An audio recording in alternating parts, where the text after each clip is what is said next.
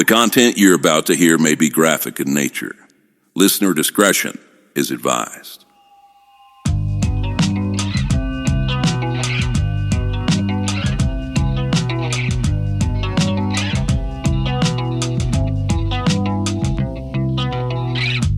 Oh, how I wonder what it's like to relax.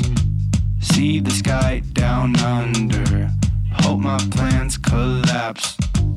Oh, how I'm under the surface of my tears, falling down asunder the meaning of my years.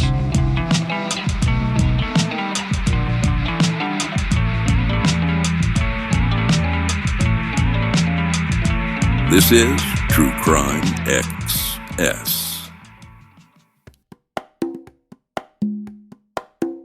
It's been a really long time since I have seen so many people, and I know we had like Gabby Petito, and I know we had these flashes of true crime stuff in the news, like the Luigi Mangione and things like that. I don't think I've ever seen as many people obsessed with something as Nancy Guthrie's disappearance online. And I kind of have feelings about that. You swung back around this week and you're like, hey, this person wrote an article about them and they look like this, and this would solve that question you and I had. And we didn't even come back around to doing anything about that because it's one of those cases. It was so ridiculous. Yeah, where everything feels absurd. Like everything we do about it feels absurd. And it's gone on to the point of it's going to achieve the notoriety, even though it's not right this second, of Lacey Peterson, John Benet Ramsey, the Lindbergh baby. It is going to be a thing that has docuseries about it and podcasts with the family about it and movies. It's going to be one of those type situations. I think the most recent thing we have that is going to be similar to would be the case of Suzanne Morphew, except that's more domestic violence or thought to be domestic violence. Even if you're you and I have some issues with the DNA in that case, but for the most part, we never got the feeling that there was a completely unknown stranger situation. At least it might be someone who had serviced the vehicle or done something for the family, but it might be someone known to the family. We don't know enough about the Nancy Guthrie situation to decide if that's the case, but my gut says it's kind of a stranger predator situation that went wrong, and that's how we end up with her being taken. Well, I mean, I guess with that case, it's so bizarre, right? It is. And then I was like, okay, it's so bizarre, I can't even because I could speculate about it. Obviously, there's things you can eliminate, but it was almost like, well, I'm just going to wait because certainly, this will wrap itself up. Exactly. And the anticipation for me was sort of before Brian Kohberger was arrested. Right. I had this pit in my stomach, oh, these kids got killed. They're never going to, solve it. But then, one day they just did, right? Right.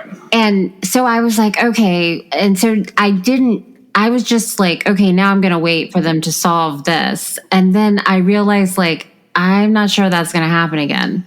Right. It's a bit of a roller coaster, but I literally will be randomly doing whatever I do on any given day.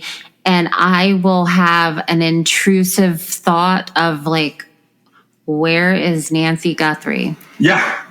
Yeah. And I try not to obsess about it because I'm well, there's not a whole lot of information out there. Most of the stuff that is being said, for the most part, is speculation. Yeah. And so, it was fine, but we've learned, we're in season 7 now, I think, right? Yeah. And we've learned there's no point in writing a fiction story at the beginning of a case, right? Correct. You can talk about elements of it and different things, but like there's really no point. But this is bringing up other things, like I was, the pit of my stomach, and then Brian Kober was arrested, and then this case, I was like, well, they're going to figure it out. And I don't know exactly how long it's been, but it's been like well over 100 days. Yeah, it has been. And so this isn't about Nancy Guthrie today. We're actually talking about something completely different from the main case. But I had a news item I wanted to bring up at the beginning because I think I understand what the sheriff's doing, but I also was like, this is completely absurd. I got one of those like press releases, like come see our, press conference kind of thing. And I looked at it and it was from Pima County Sheriff's Department.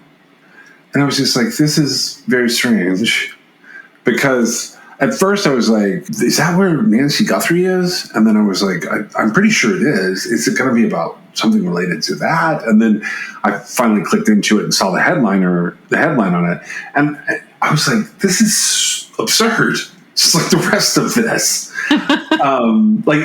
Just not like the content itself. It's just like how they were presenting it, like it was this great achievement, which I don't always understand the patting on the back kind of thing. And in this case, I was like, don't you guys have like a really major high profile case right now that maybe like, is this a distraction or like, what are you doing?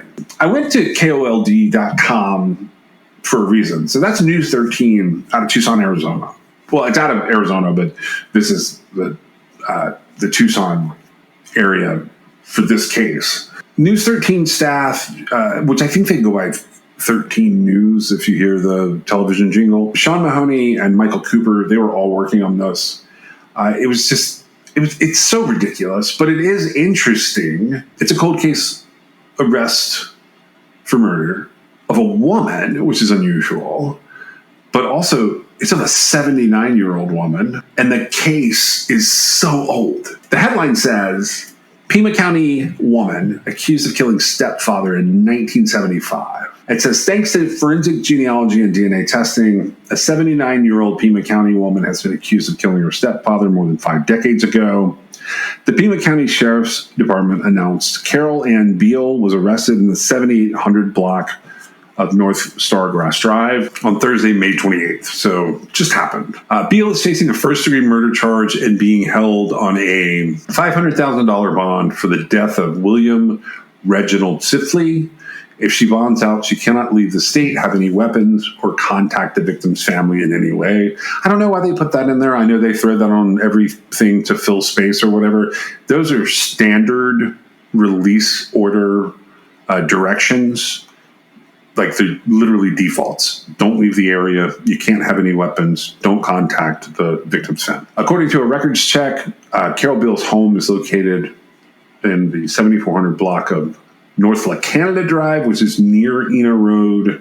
They are pointing out throughout this a lot of directions, like they want people to go out here and look at it, which is what happened in the Nancy Guthrie case. I think it's a terrible idea. But then it says 13 News went to the home Thursday afternoon. They saw several detectives and Sheriff's Department vehicles in the area. The Pima County Sheriff's Department said human remains were found at a landfill on South Continental Road near Ryan Airfield in October of 1975. Authorities could not identify the remains, and the case went cold for decades. According to Pima County Sheriff Chris Nanos, you have no idea what you have in front of you because you don't know how or who this is. There's no fingerprints to be had. In 2025, the Sheriff's Department partnered with a company specializing in forensic genealogy. DNA testing led investigators to Sifley's granddaughter, which led authorities back to Beal. Nanos said he hopes genealogy data will help lead to more answers for other families. We're smart enough to know that we're not going to have all the answers, but they're out there, and a lab like this did a great job helping us find out exactly not only who Mr. Sifley was, but also maybe how this event occurred. So Sifley's granddaughter said that he went missing in 1975 and that he was 73 years old. So for some reason, she points out that she doesn't think he was ever reported missing but she doesn't know for sure. And the sheriff said they never made a police report. They never made a missing person report. But they did know that he had up and disappeared. So Carol Bill made her first court appearance late Thursday night and was in a wheelchair. The judge has appointed the public defender to represent her. The defense asked the judge to release her to pretrial services or set a low bond. And they said that Beal has lived in Tucson for more than 50 years and is retired from the U.S. Postal Service. The state claimed the primary source of Beal's wealth came from Sibley's death. They said that she's gotten up to $600,000 from his pension. The Sibley family, for their part, they released a statement which basically said the family is relieved to have closure regarding the whereabouts of our grandfather, William Reginald Sibley, with a positive identification of remains. With this new information about our grandfather, we are processing the circumstances around his death and reliving painful memories of his disappearance and of our father's efforts to locate his father. The Sibley family would also like to express our appreciation to the Pima County Sheriff's Department Cold Case Unit, the donated work completed by Resolve Forensics and Intermountain Forensics that made investigative genetic genealogy and identification possible, and to the other agencies that participated in his identification. Please respect our privacy during this challenging time. Inquiries about our grandfather's case shall be directed to the Pima County Sheriff's Department. The reason I used to be a KOLD about this case was, one, they kind of put everything together succinctly, and it could be a nice news article for us to throw up at the beginning of an episode. But they also keep a violent crimes map in Tucson at the bottom of the page. Right. Did you see this? Yeah. It is fascinating to me how many people die in Tucson. A lot. It is a lot of murders, a lot of strangulations, a lot of unknown deaths, a lot of shootings. And then, like, it is very frequent to be in, like, this is terrible, but in Tucson, to not know why somebody died, how somebody died, just know that there's a death investigation going on. 13 News stays on top of this stuff, but looking at the map, it's kind of scary, like how many shootings and violent crimes there are. Well, I was going to say, a lot of the deaths are shootings. Yeah. Shootings point, well, at least for me, they point to certain things, certain elements that would probably the different events would have in common, right? Mm-hmm. Mm-hmm. And so I have heard, I don't know why, I guess because it's been in the news recently, but I've heard that it's, the Wild West again out there. And that, there is a lot of crime. It's not the Tucson it used to be or whatever. I've never been to anywhere in Arizona, I don't think. So I don't know really anything about it except just what I've learned through watching the little bit of coverage at the beginning of Nancy Guthrie's case, right? Yeah. It's a very stark map. Yeah, and it is alarming. I feel like the rates are probably higher than anything not that I've looked at maps like this for everywhere, but it's kind of shocking. Yeah, it was shocking for me. The number of burglaries and domestic violence incidents, which I know that happens everywhere. I've been a little surprised at how, since they stopped reporting juvenile statistics in some of the major statistics that we have, they used to be like everybody 15 and older was just kind of lumped in. But they have, in the last few years, blocked out 15 to 18, and they'll say, no, we didn't do that. But they don't report them because they don't make them public. So they don't go into the tubs of information that the Department of Justice has access to and that the different watchdogs have access to. So a lot of violent crimes look like they've just gone through the floor, like they're just way down and they're not happening anymore. And that's not true. There are still missing persons. There are still unsolved murders. The unsolved murder rates around the country are still atrocious. I just thought seeing it like this and they mark it out to just be violent crimes in Tucson for 2026. So we're not quite 6 months into 2026. We're 5 months in, basically. That's a lot of dead bodies represented with those little red circles. It really is a lot. I would say that a lot of those crimes are going to be, of course, I don't know anything about any of them except just the little bit of information that's right there. A man was shot or whatever. A lot of them are going to be the classic motivations, right? Right. And till as old as time, like humans don't get along. Correct. A lot of times. And you've got a beef with somebody. That's the other thing. It's my understanding that in Arizona, like everybody carries a gun. Oh, I think that's like a Old West tale. I think that's a little bit of BS. I understand. I've heard similar things said by other people as well. I don't know how true that is. I'm just saying, like, the fact that all these people are getting shot. I mean, if people didn't carry guns, at least they wouldn't be getting shot. I do agree with that. I don't have any problem with people carrying guns. I'm just saying that perhaps that has something to do with it, because it's a lot of... you're correlating that to the amount of shootings. Yeah, and I don't know for sure. I'm just saying, obviously, the more people you have carrying guns, it would make sense that more people are getting shot. Yeah, I thumbed through all of this. It doesn't look like you're going to have situations where there's tons of stranger murders happening, but there's clearly a pretty violent pattern going on. I just thought it was ironic that the Pima County Sheriff's Office was like, here's this 50-year-old, here's an arrest in a 50-year-old cold case, and it's a woman. At a time when there are 130 or 140 days, and it's over 100 days, probably the second most high-profile case in the country right now. What's the first one? Luigi Mangione. Huh. Just from the perspective of news coverage, he's front and center right now because there's a lot of motions going back and forth, and it's a more saturated area than Tucson. But there's no mystery to that. No, not even a little bit of a mystery. This is definitely the number one mystery happening in the country. I would agree with that. Right. When cases are just sort of in trial mode, I mean, I'm interested. It's just I'm actually not really interested in that case that much. That had a whole weird vibe to me from the jump, and it was pretty clear cut in my opinion. Yeah. When a man had been killed on the streets of New York City and the gunman was on the loose, that was intriguing to me. Yeah. Once they found him and, you kind of put two and two together, you kind of see at least what made sense in my mind happen. Yeah. Then I'm kind of like, whatever. I don't want to say that it doesn't deserve... It's just not my kind of case. Missing people, though, I really like to have a good idea, at least in my own mind, of what's happening. And I can't get that in some cases, and drives me a little bit crazy. Yeah, Nancy Guthrie is definitely one of those cases for me too. Well, right. And so I was wondering, is this calculated, the timing of this release? You know what I mean? Take the pressure off a little? Well, I mean, I don't think it's out of the realm of things to say that they need a win, right? It's specifically the sheriff needs a win.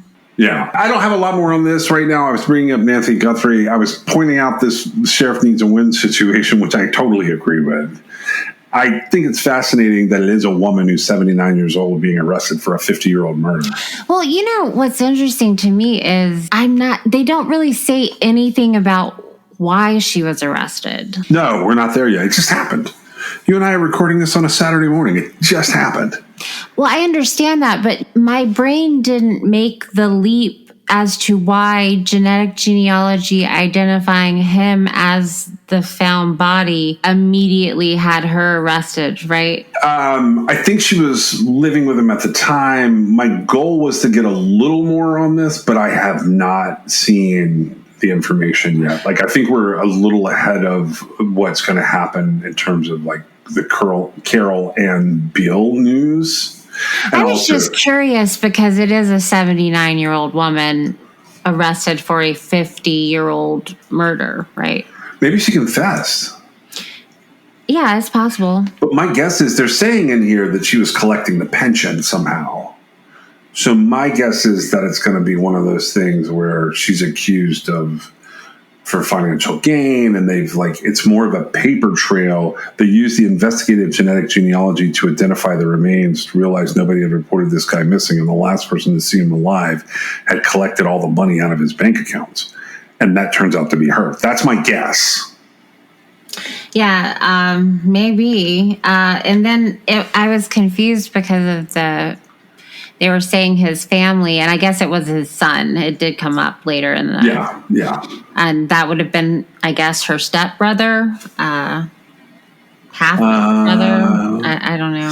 Yeah, I guess it'd be your stepbrother. So I don't know. But you're right, it could be his half brother, I guess. Yeah, I see what you did there. It's interesting, and I am interested to see what else happens. I wonder if it's me or if it's like the world, because to me this is just kind of tone deaf. I know that I think I actually when I sent it to you, I think I extremely sarcastically and probably in bad taste hashtagged it 2076, meaning it would, in 50 years we would know what happened to Nancy Guthrie. I was being tongue in cheek. This is a situation where the investigators make all the difference, right? Yeah. The investigators make tons of difference in every case. And what I found is typically with a cold case unit, you have some of the regular stock, meaning like if you were to like look at the institutional knowledge, if you have a cold case unit, a lot of times it's only one or two people. But in a place like Tucson, it's probably 4 people. 2 of them are probably part-time and retired.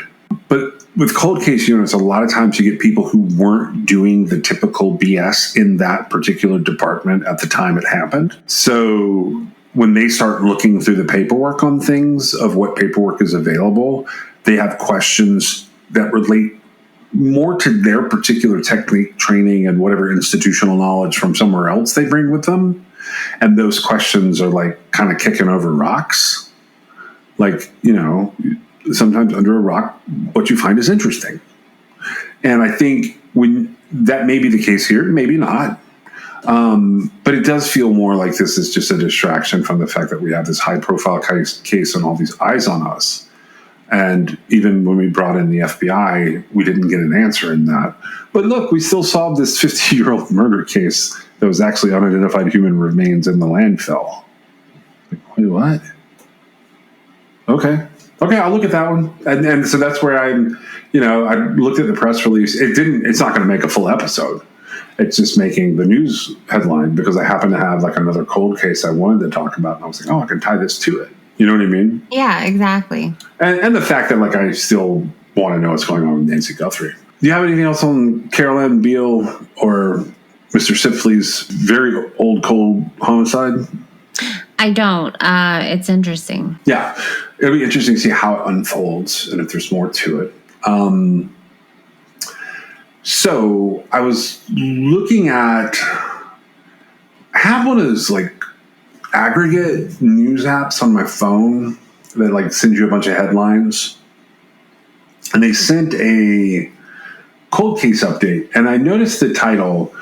By the way, this is from bostonmagazine.com. I think I already put it in the show notes for tonight for people to look at. I'll put a couple of links in there for people to check things out. It's a 1971 murder out of Bedford, Massachusetts.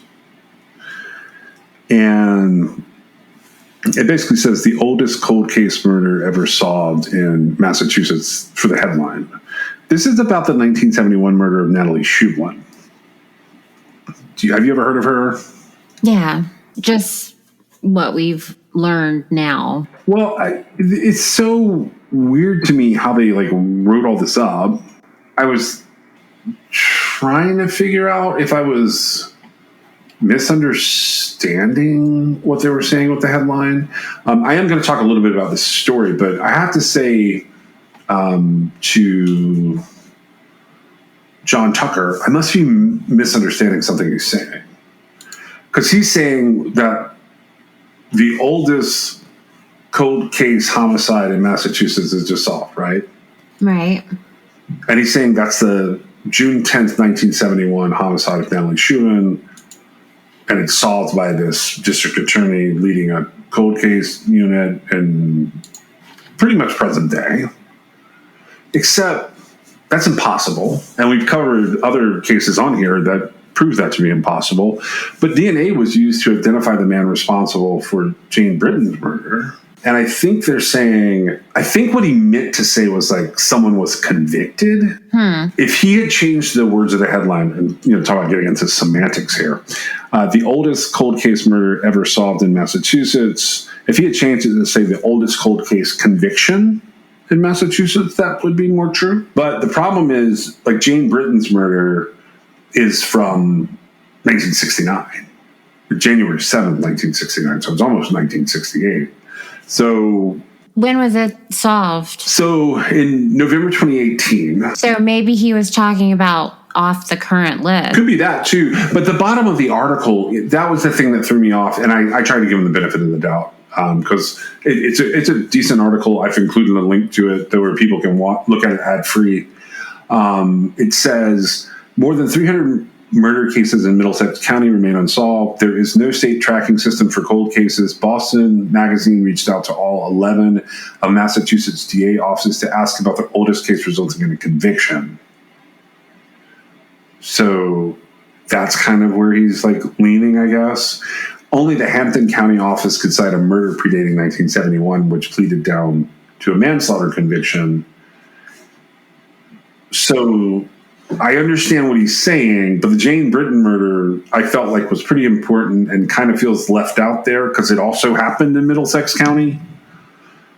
And what I'm pulling for to back this up is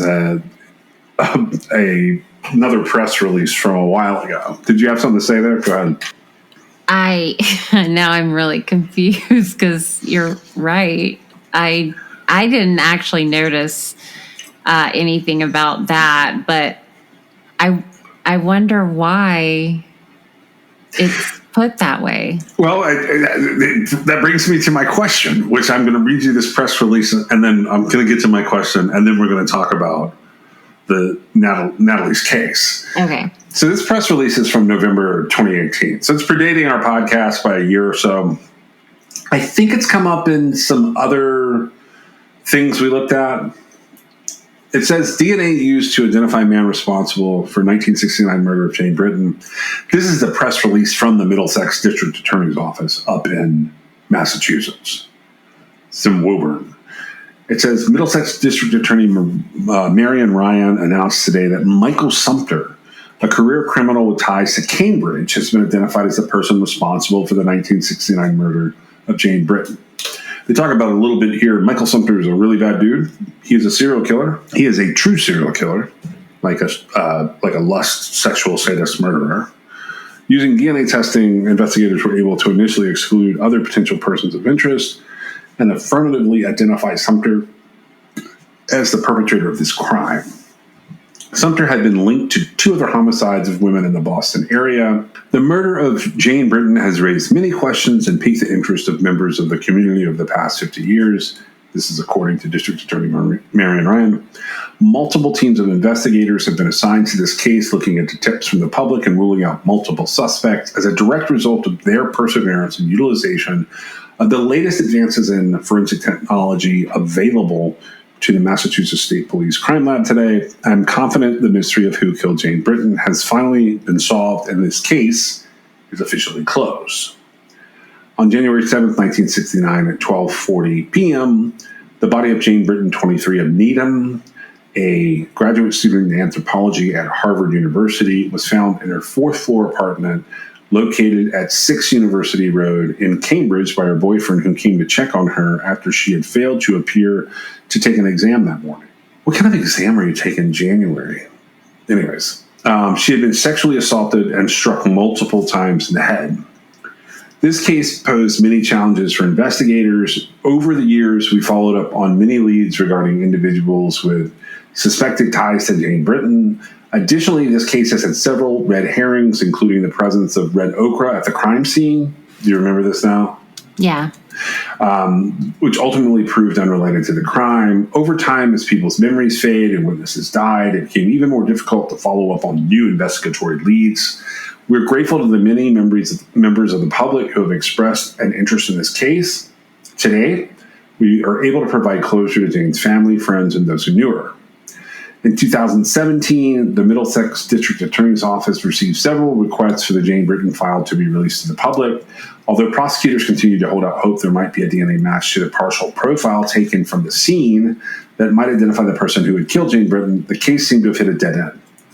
Lacking any new information, a team of experienced investigators began a review of the file in order to potentially release some information.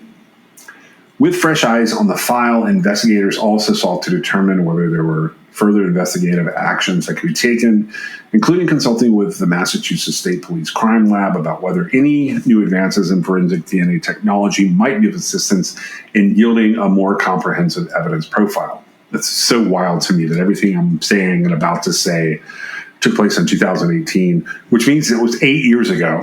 So all it really does is make me feel old. The decision was ultimately made to perform additional DNA testing with the most up-to-date testing on the remaining evidence samples. For the first time, the Massachusetts State Police Crime Lab was able to obtain a YSTR profile. So this is a male-specific profile from the remaining DNA samples on file from the original swabs in October 2017. In July 2018, the Massachusetts State Police Crime Lab notified the investigators there was a match between the 2017 YSTR profile from the evidence sample and Michael Sumter's Coldest sample on file with the Massachusetts State Police Crime Lab. Although Sumter was already deceased, investigators were able to locate and obtain a DNA sample from Michael's biological brother who has the same male YSTR profile. Testing on this sample excluded 99.92% of the male population as a contributor of the DNA and confirmed Michael Sumter's profile matched the original soft hit and YSTR profile. Sumter's brother has been excluded as a possible contributor. On the day she died, Jane went to dinner with some of her classmates at Acropolis restaurant in Cambridge, then stopped at home to change before going ice skating with her boyfriend on the Cambridge Common. They visited Charlie's, a pub across from Jane's apartment, before returning to Jane's apartment around 10:30. After her boyfriend left the apartment around 11:30, Jane then went next door to her neighbor's apartment for a glass of sherry before returning home around 12:30 a.m. The next morning, she was found dead in her bed. The medical examiner conducted an autopsy on Jane, was able to collect forensic evidence.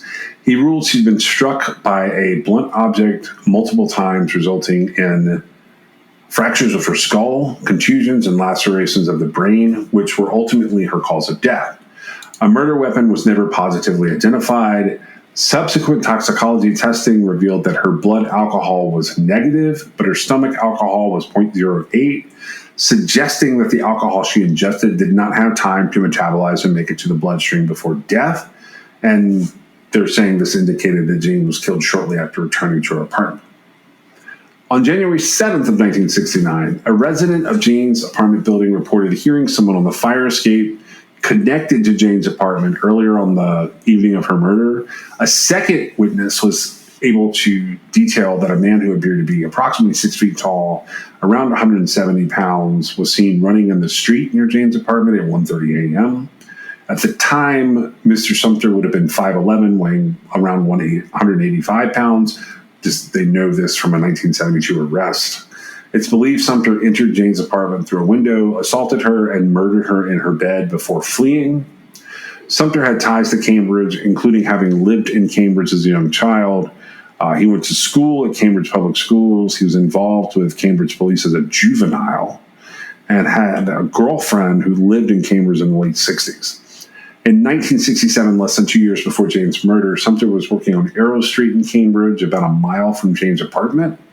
He was also arrested and convicted of a physical assault on a woman he had met at the Harvard Square MBTA station, which was just blocks away from Jane Britton's apartment. This was 3 years after her murder. This is the third homicide linked to Michael Sumter since the time of his death. In 2010, the Suffolk District Attorney's Office was informed that Mr. Sumter's DNA was a match to DNA taken from the 1972 rape murder of 23-year-old Ellen Rutchick in her Beacon Street apartment. And in 2012, a second CODIS hit matched Mr. Sumter to the evidence taken from the 1973 rape and murder of 24-year-old Mary Lee McLean in her Mount Vernon Street apartment. None of these victims are believed to have known or had any relationship with Mr. Sumter, which they bring that up because that's an important fact. We have multiple stranger rape murders. Michael Sumter had been convicted of committing the stranger rape of a woman in her Boston apartment in 1975. He had died of cancer at the age 54 in 2001, which is 13 months after he was paroled from his 15 to 20-year sentence for this 1975 Boston rape. In 2002, after his death, Sumter was identified by another CODIST head in connection with a 1985 stranger rape of a woman in Boston, which was committed after Sumter had escaped from his work release program. Since his death, DNA testing in the CODIST database identified Michael Sumter in connection with 5 more sexual assaults, 3 of which involved the murder of the victim. That's a lot. There's a lot of connections. It really is. I think I figured out the angle. The angle is like he's dead. Right. He wasn't convicted of. Which brings me to the question. So this author considers that if they're dead, the case is never truly solved. I guess. No. I feel like. Am I being too hard on him? Maybe a little bit. You're not wrong, and there's really no point in, the point is the cases are solved as opposed to which one was older, right? Right. And so, but it seems there had to be a reason why the title was worded the way it was, right? Right. There's no point in calling the not oldest case the oldest case, but I do believe it's the conviction that was obtained. I think that's the difference. That's what makes sense, right? Right. I think that especially like a multi-hit situation, like there's no question this is his DNA that's matching these cases, right? Right. Well, I just feel like, I feel like the case of Michael Sumter is a serial killer case. And that makes him more interesting to me in terms of just what we're talking about in, like, if you're putting a sensational headline on something. But I'll say this, like, I would not bring any of this up if I were truly giving this author a lot of junk. His name is John Tucker. He writes for long-form articles for Boston Magazine. There's a link in here where you can go read this, and you should. Meg and I are not going to tackle his full article. We're going to talk about the press releases that are directly pulled from his article, and we're going to talk about some of the photos and stuff he included. Like, his whole article is, what do you think it is? Like a 30-minute read, maybe? Yeah, it's pretty long, but I felt like it was worth it. Yeah, it was a great read. Yeah. But and the funny thing is, I absolutely, I didn't think anything about the title until you just said something. Well, what was crazy was the first time I saw the article, it showed up in the print edition, and that's why I was looking for it. But in the print edition, it said unsolved. Yeah, it said unsolved. And I was like, okay, well, that's interesting. So I don't know. I don't know what the etiquette is on this. I do know that there's nuances, but see, this is a great example of how you can spend just about anything to make it the oldest, the best, the number one. Like it, and I'm not just talking about criminal cases. Like, it's all in what you're taking into consideration, right? Oh yeah, and the truth is, the reason I'm still recommending the article is because the author, writer, researcher of the article had absolutely nothing to do with the headline. I just want to make sure people know that. That's an editor's job. Their job is to get our attention and be sensational, like Meg's describing, spin it to be the greatest, oldest, most unsolvedest. I think the person just must not know. They chat GPT the fact checking. It's fine. They didn't jeopardize it. I'm not going to argue with them. That case it's predated by another Middlesex DA press release, which I think is succinct enough that, like, we won't be in the 4-hour episode territory that we would be in were we to just pull from the article. Are you okay if I synopsize all of this with the press release that he mentions? Go for it. Okay. So this is the same setup. This is Marion Ryan. She's the Middlesex District Attorney in 2024. Bedford Police Chief John Fisher joins her for this joint press release. And this is May 14th of 2024 when they release this information. It says the Middlesex District Attorney's Office and Bedford Police announced that almost 53 years after the crime occurred, Arthur Massey, 78, of Salem, has been convicted of first-degree murder for the June 10th, 1971 killing of Natalie Shublin.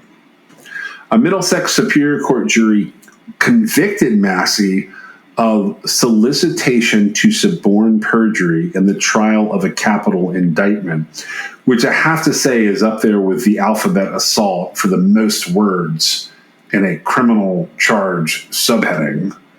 Solicitation to suborn perjury in the trial of a capital indictment is a lot of words. This is after investigators a couple of years ago, back in 2022, thwarted his attempt to pay off a witness. And that witness was going to come in and say that there was some framing going on with this crime, which is interesting. And I'll swing back around with a little anecdote at the end. It says Natalie Shublin was a wife, mother, a cancer survivor. She loved gardening and painting. She was brutally murdered by a stranger in her own home. For more than 50 years, this case went unsolved. Today's verdict is the culmination of years of investigative work and exemplifies the core mission of my cold case unit, which is, honestly, that's really what the article about. The article in Boston is about how the leader of the cold case unit, just dug in. I thought it was a pretty cool testimony to taking one of those type jobs. It says, not only are prosecutors committed to solving these cases, but we can and will hold people accountable regardless of the passage of time. And so the core mission that she was talking about was providing answers to families. This is all quotes from District Attorney Ryan. In the early evening of Thursday, June 10th, 1971, Raymond Shublin, the president of the Lexington Trust Bank, returned from work to find the body of his wife, Natalie Shublin, who was 54, in the basement of their Bedford home. She was face down on the floor, her ankles bound, with a makeshift gag around her neck.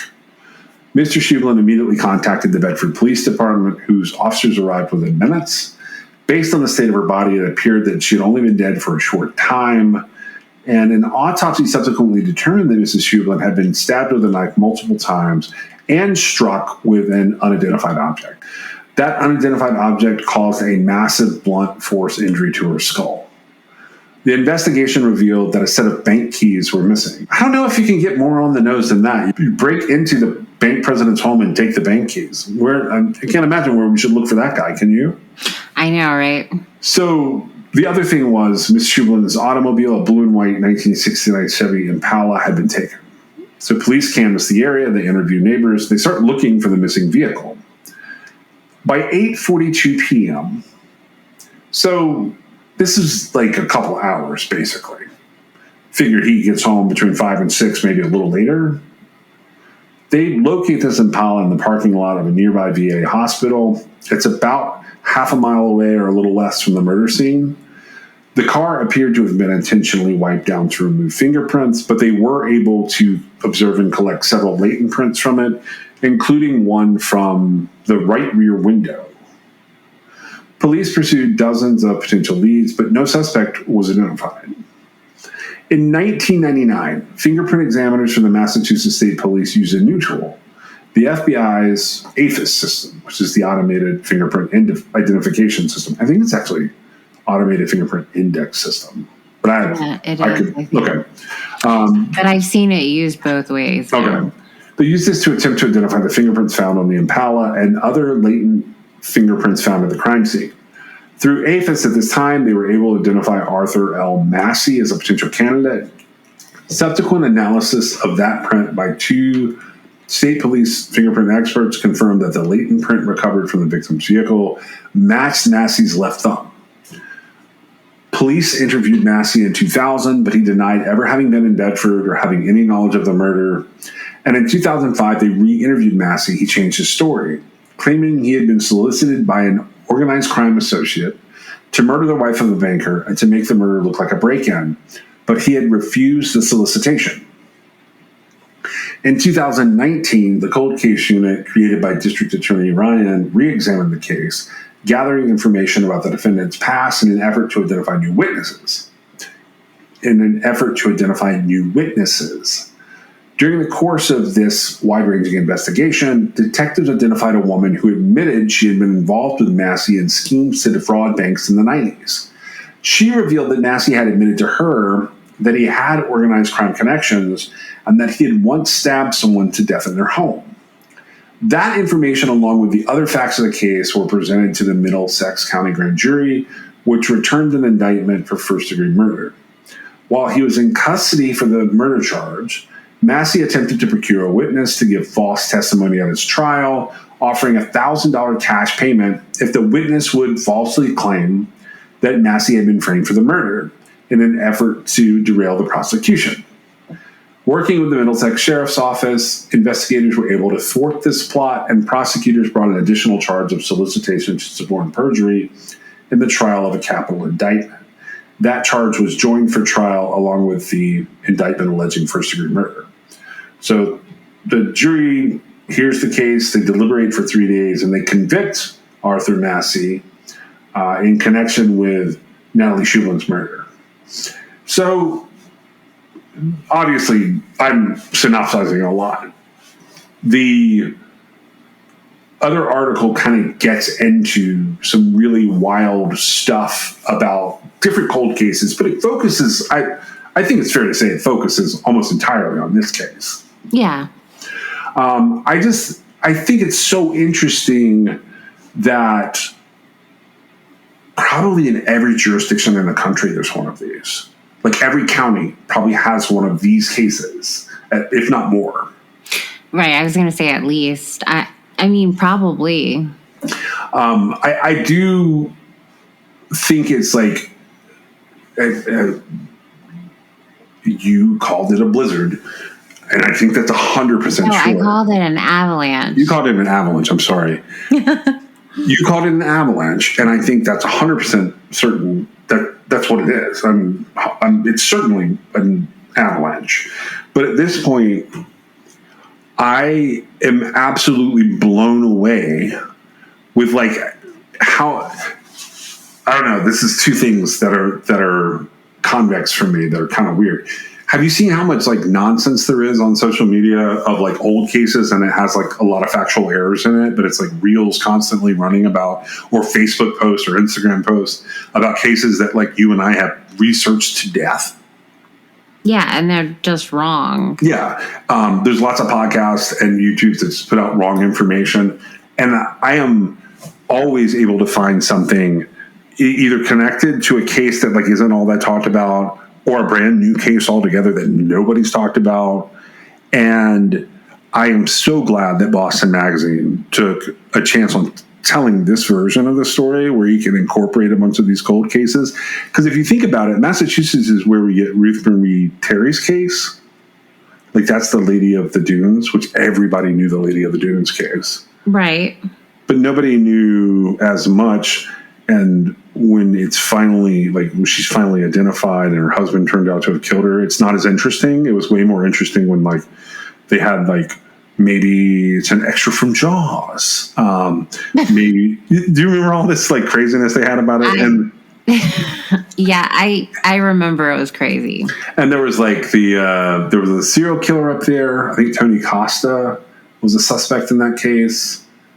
And he's interesting because he's another one of those serial killers. I wanted to make a show about the serial killers that kill themselves in prison, because he basically is, I think, locked up in 1970 and kills himself by 1971. Haddon Clark had confessed, but Haddon Clark is like, I think it's schizophrenia, maybe.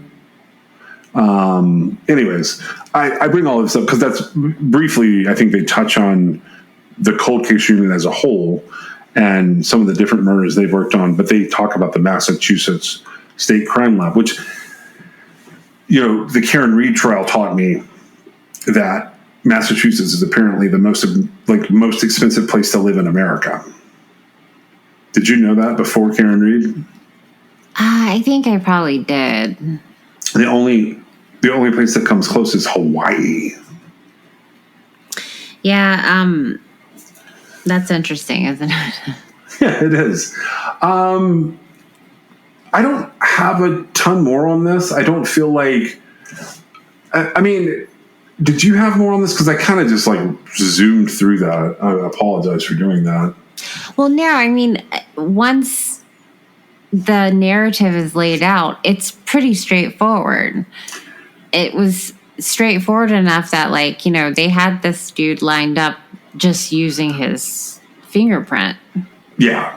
They actually had him, they had him a lot earlier than when he's convicted. They've known about this for 20-some years. Right, exactly. And so it's, they were just waiting to get the piece they needed because he denied involvement, right? Right. Yeah, the one thing I learned from the article, because I always try and take something away, they had something called a Helen Keller print. Right. It was so clear that even Helen Keller could see it. Right. Yeah, and I had never heard that phrasing. I mean, the minute they said it, I was like, oh, I know what that is. But then they explain it a little later. They're like, it's because it's even a blind person could see it. And I was like, oh, okay. Right, and so that would make it, a really obvious print. Yeah, that's usually when it's a greasy or bloody print. Yeah, I mean, I guess I thought that, they did say that it was visible because then they talked about the other latent prints, right? Right. I think the most interesting thing, even though I learned that, the most interesting thing for me was that this was related to a fraud. Or a theft type scheme. You know what I mean? He's trying to get the bank keys. Well, right. And we don't really get all that. Even in the article, we didn't get all that, right? We don't have a motive, no.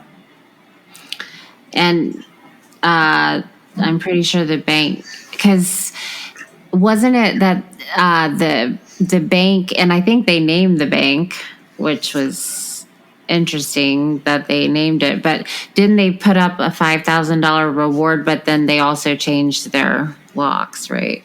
I mean, I wouldn't change my locks, would you? I would just set up a lot of people on the inside that no one knew were there. I would constantly have a guy with a gun looking around. Well, I wasn't sure. I just thought it was, I don't know. I was like, well, why would they name the bank, right? I see what you're saying. If you've just got the keys and you don't know, but see, it just seemed like there was more to it than that, right? Yeah, so he had been the bank manager for a long time. They put up $5,000, basically saying Lexington Trust Bank put up $5,000. Their way of doing that was so people could feel safe, but also this is one of their own. And the if I recall correctly, the town at the time was really small, right? I think it was only 10 or 12,000 people. Yeah, it was. Yeah. Yeah. When they finally get it all together, Arthur Massey. So his thing that shocked me is he's not a predator, a sexual predator. Most of what he was doing involved forging checks. So he would have been 26 at the time. I do wonder what he had. I wonder what that guy really did there. Because I don't believe Massey's story. I think that I think he went there to steal the keys and he didn't realize she was there. That was the feeling I had too. I didn't have. This is my gut, though. It's not based on anything. Yeah, no, I'm speculating, but the idea was, she could have even walked in on him. Yeah, I mean, that actually makes a lot of sense if he had like flagged their routines and was trying to slip in to get it and not be caught.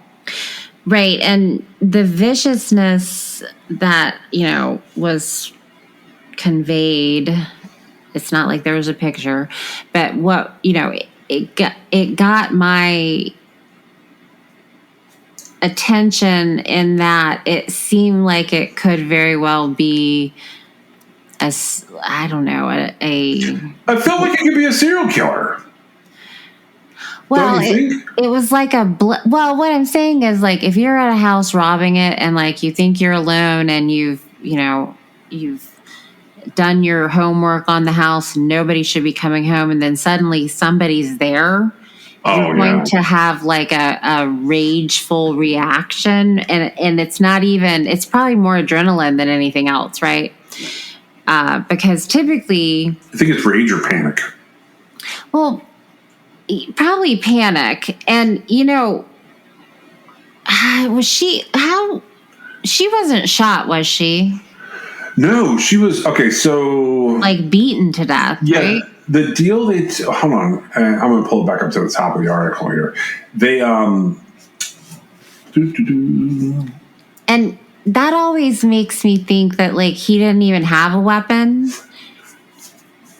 She had been gagged. Her hands and feet were bound with clothesline and articles of her clothing with a piece of rope laying beneath her body.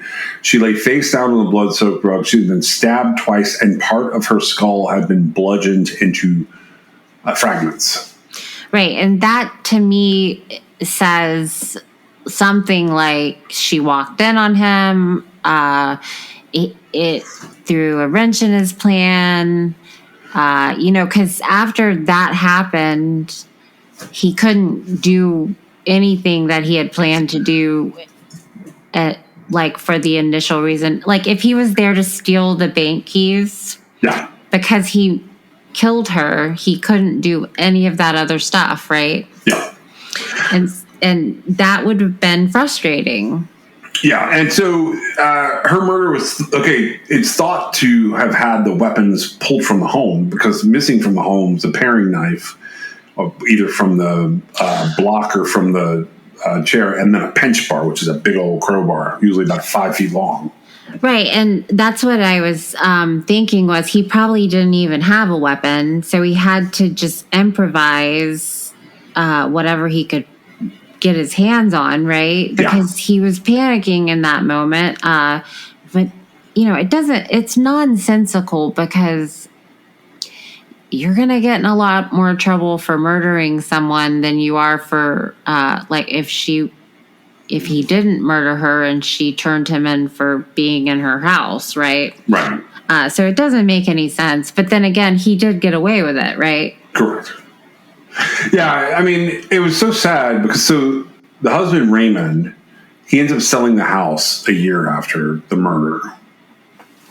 And he died in 2011 at 92 years old.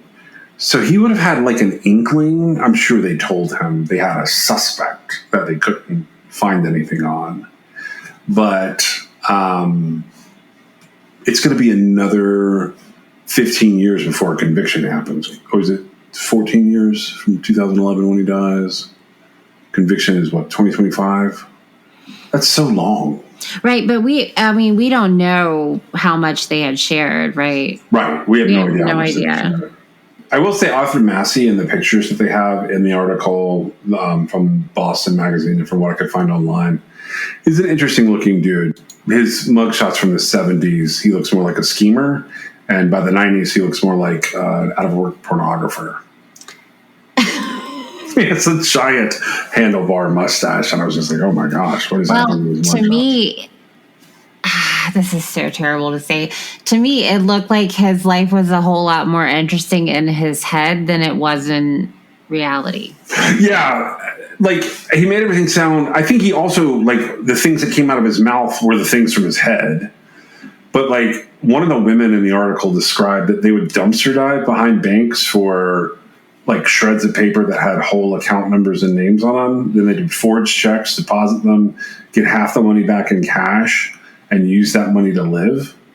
And that just did not sound like dumpster diving in the 90s for bank information sounded terrible to me.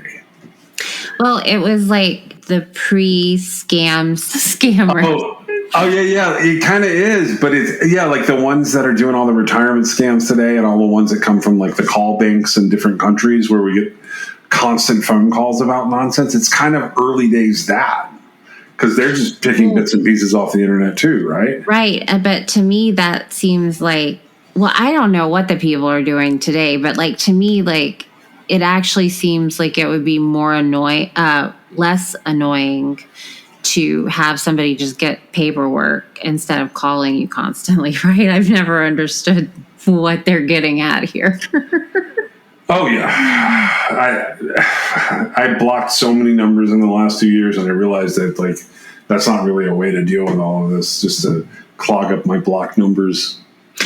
Well, I hear so many different things. I end up basically just never answering the phone unless I recognize the number. I feel like if it's something really important, somebody will leave a message, right? Yeah.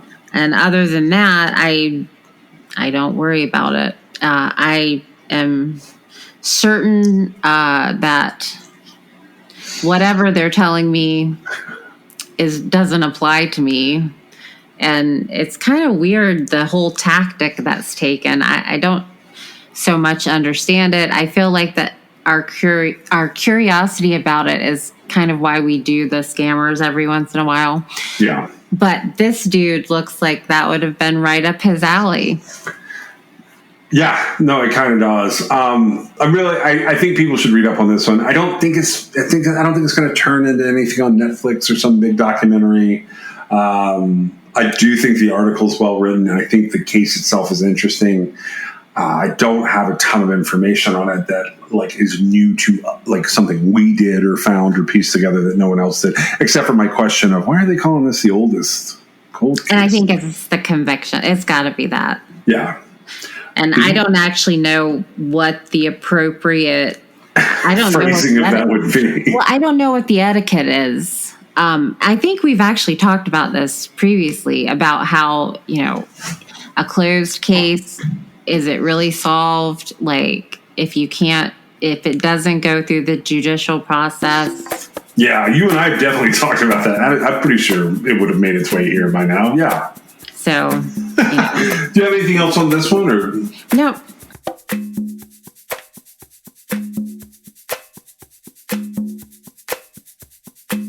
Special consideration was given to True Crime Excess by LabrottieCreations.com. If you have a moment in your favorite app, please go on and give us a review or a 5-star rating. It helps us get noticed in the crowd. This is True Crime XS. You fall like the stars. I break things like guitars. Thick skin, no scars. We're in trouble, we took it too far. I don't want to go, but it's 'cause I'll disappoint ya. It's all I've ever dreamed of, something I cannot let go of. I hate the competition, this culture's like a gym, and I lost the motivation to get fit in your expectations. True Crime Excess is brought to you by John and Meg. It's written, produced, edited, and posted by John and Meg. You can always support True Crime Excess through Patreon.com, or if you have a story you'd like them to cover, you can reach them at TrueCrimeAccess.com. Thank you for joining us.